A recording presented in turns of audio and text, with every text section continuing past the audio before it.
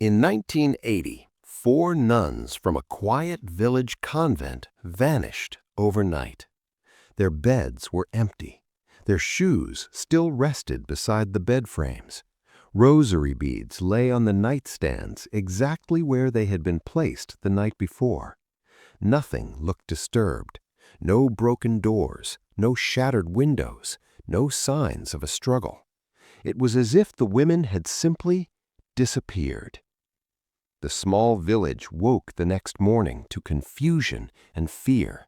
These were women who had lived peaceful, disciplined lives inside the convent walls for years. They followed the same routine every day: prayer at dawn, chores in the morning, silence by nightfall. But on that morning, four of them were gone. Police were called immediately. Officers searched the convent from top to bottom. They checked every room, every hallway, every locked cabinet. Investigators combed through the surrounding woods.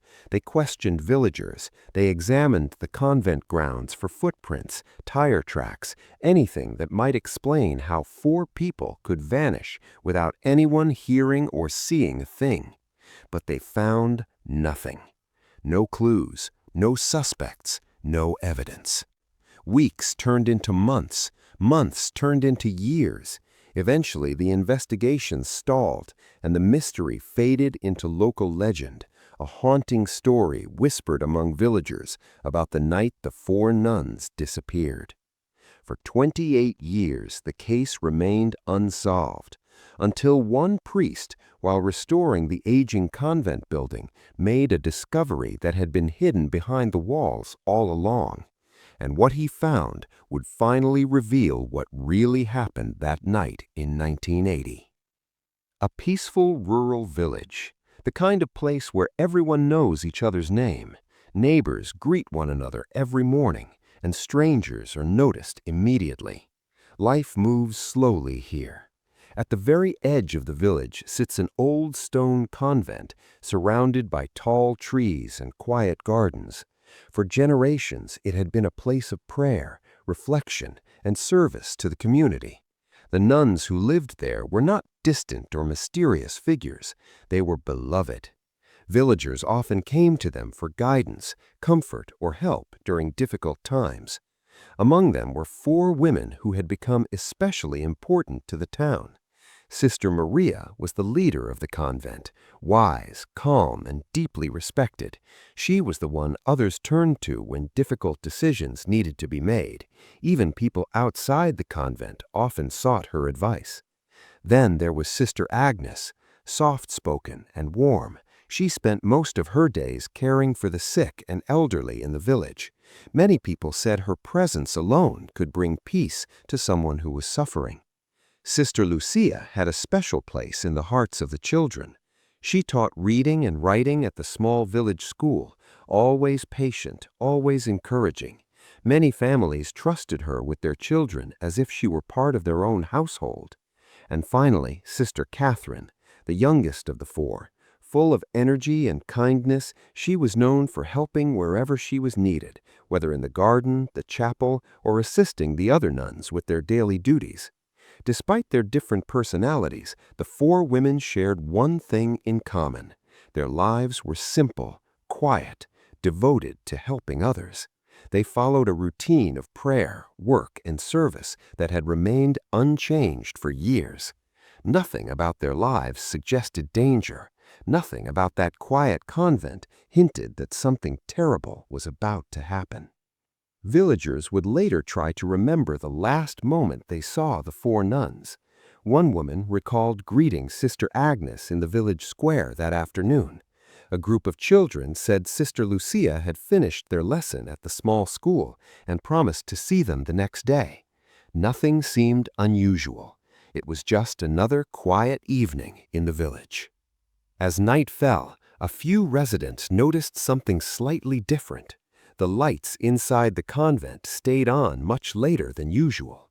Most nights, the building went dark shortly after evening prayers, but that night, several windows still glowed long after the village had fallen asleep. One farmer, returning late from his fields, reported something else. He claimed he heard the sound of a vehicle near the convent road. That alone was strange. Very few cars ever passed that way. Every storage space. But what they found only deepened the mystery. There was no sign of forced entry, no broken locks, no damaged windows. Near the beds, the nuns' shoes were still neatly placed where they always left them. Their personal belongings remained untouched. Clothing, books, rosaries, everything exactly where it should have been.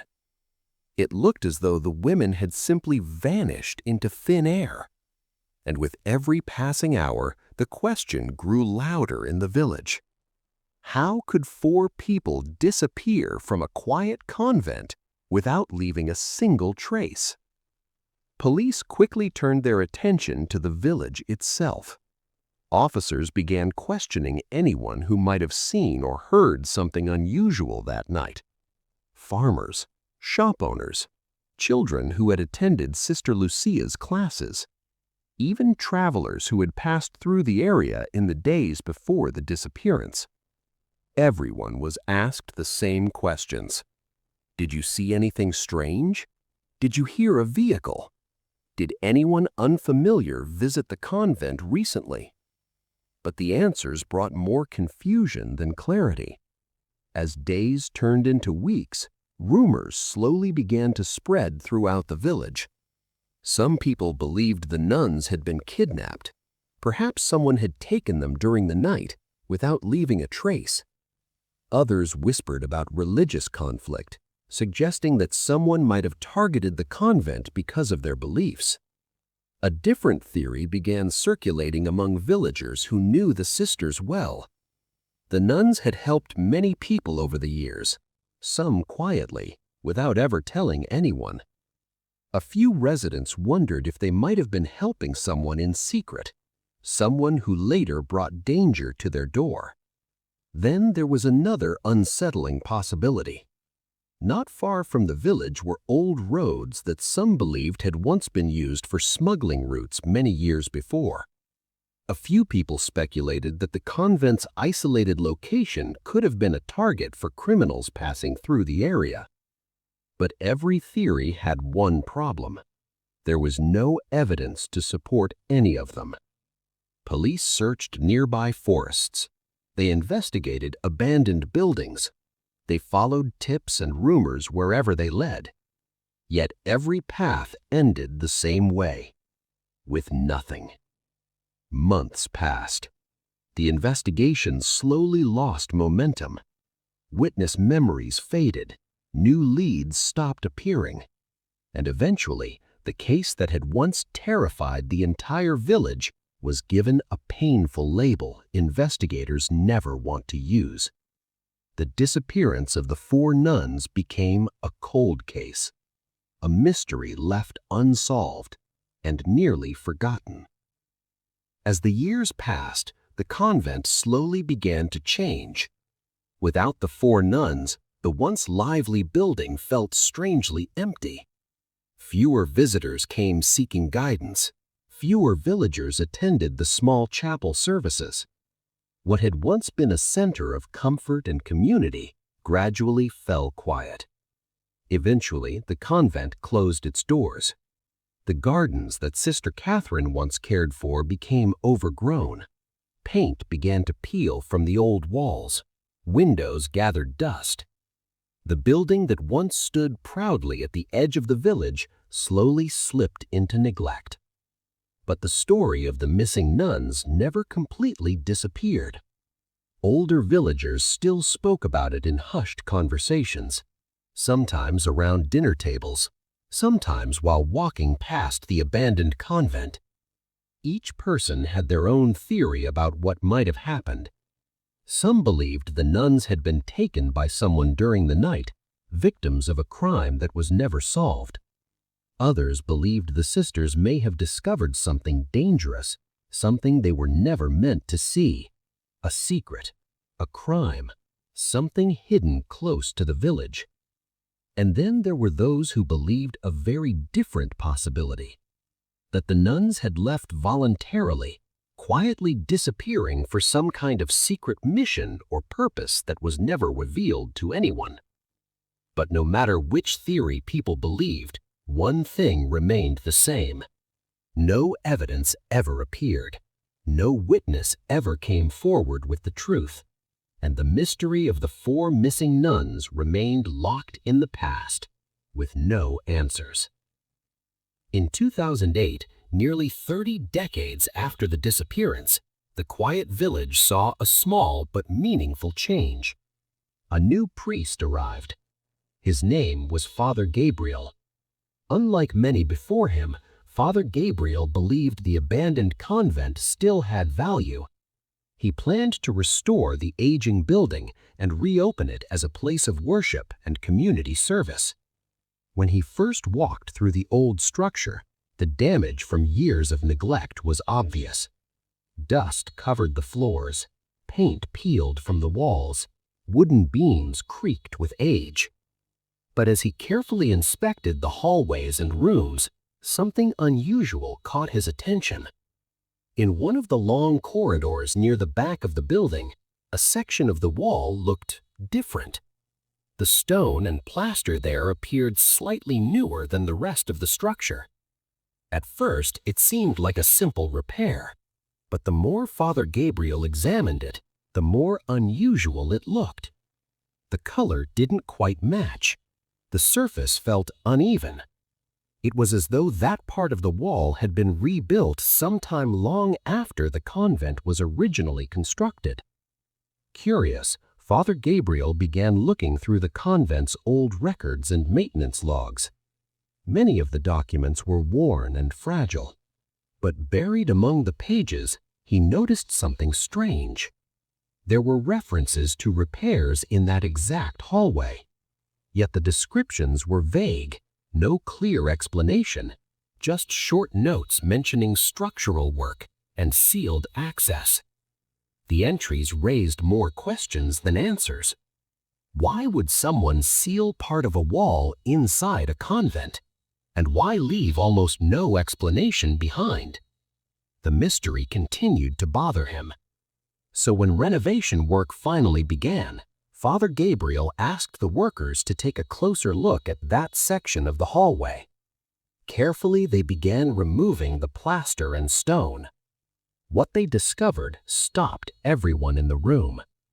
Behind the wall was a hidden passage no one in the village knew existed.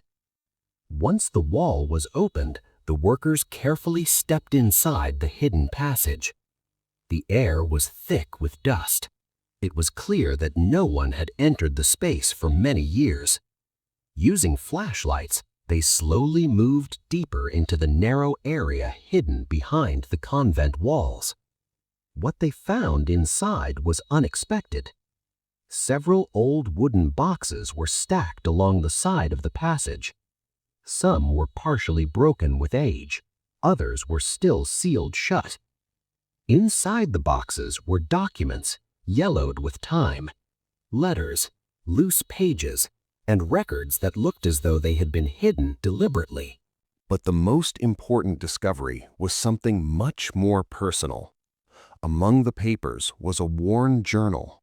On the inside cover, written carefully in faded ink, were the words, "Sister Maria," the leader of the missing nuns. Father Gabriel carefully began reading through the pages. At first, the journal contained normal entries about daily life in the convent, prayers, village events, the sisters' work helping the community. But as the pages continued, the tone began to change. The writing became more serious, more worried. The journal revealed something disturbing. Years before the 4 nuns disappeared, they had discovered illegal activity taking place near the village. According to Sister Maria's entries, a group of smugglers had been secretly using hidden tunnels beneath the convent to move goods without being seen. The old building had unknowingly been built above part of an underground passage system. At first, the nuns weren't sure what they had found, But over time, strange noises and movement beneath the building made the truth impossible to ignore. The sisters realized criminals were using the tunnels at night. The journal explained that the nuns planned to report the activity to authorities, but they were afraid. Sister Maria wrote about the risk of retaliation. If the smugglers discovered that the nuns knew their secret, the consequences could be dangerous. Still, the sisters believed it was the right thing to do. The final pages of the journal described their plan to gather evidence before contacting the police. Then came the final entry. The handwriting looked rushed, uneven, as if it had been written in great urgency. The entry stopped suddenly in the middle of a sentence. And after that, there were no more pages. The discovery inside the hidden passage quickly reached local authorities. For the first time in decades, the disappearance of the 4 nuns was taken out of the archives. Investigators officially reopened the case. Police returned to the old convent and began a detailed examination of the hidden area behind the wall. What they uncovered next made the mystery even more unsettling. The sealed passage did not end inside the building. It connected to a much larger underground tunnel system that stretched far beyond the convent grounds. Some sections ran beneath nearby fields, others extended toward wooded areas outside the village. Investigators believed these tunnels had once been used as secret routes, perfect for moving goods without being seen. The old journal written by Sister Maria now made chilling sense.